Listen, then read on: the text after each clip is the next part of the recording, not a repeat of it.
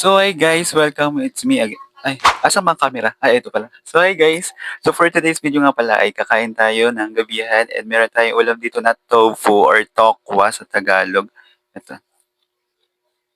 Prito nga pala ako ng tofu. So tofu tayo for today's video. Siyempre, hindi mawawala ang pambansang sausawan.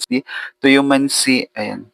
So binili ko nga pala ito, mura lang naman yung tofu ngayon, tatlong slice na siya, for only 50 pesos, tatlong slice. Lang yung gusto kong prito dito para hindi siya masyado, kasi may iba na na talagang toasted, pero ako okay na to sa akin. So let's eat.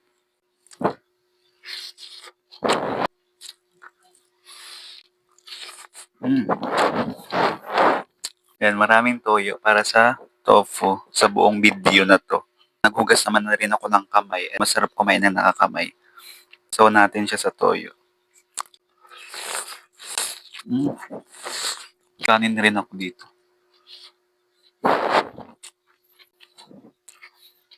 Hmm. Sinawsaw ko yan sa toyo.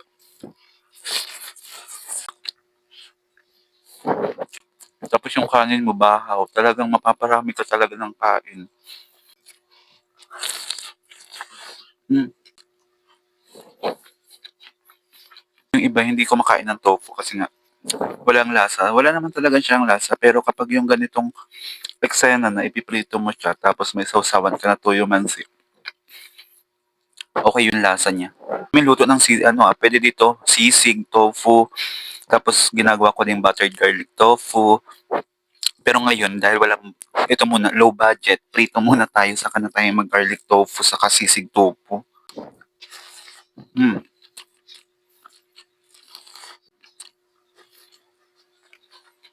sarap.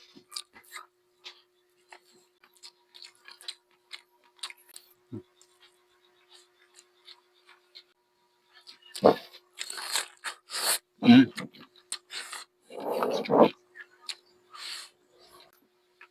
so let's go.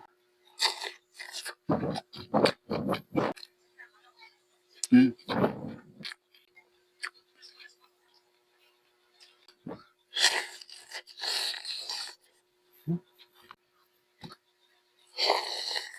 mm.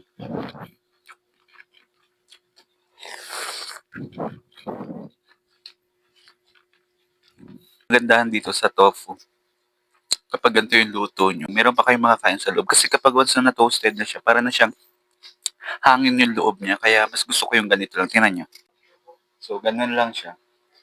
May makakain ka pa sa loob kasi pag yung masyadong toasted, wala na, parang hangin na lang yung laman.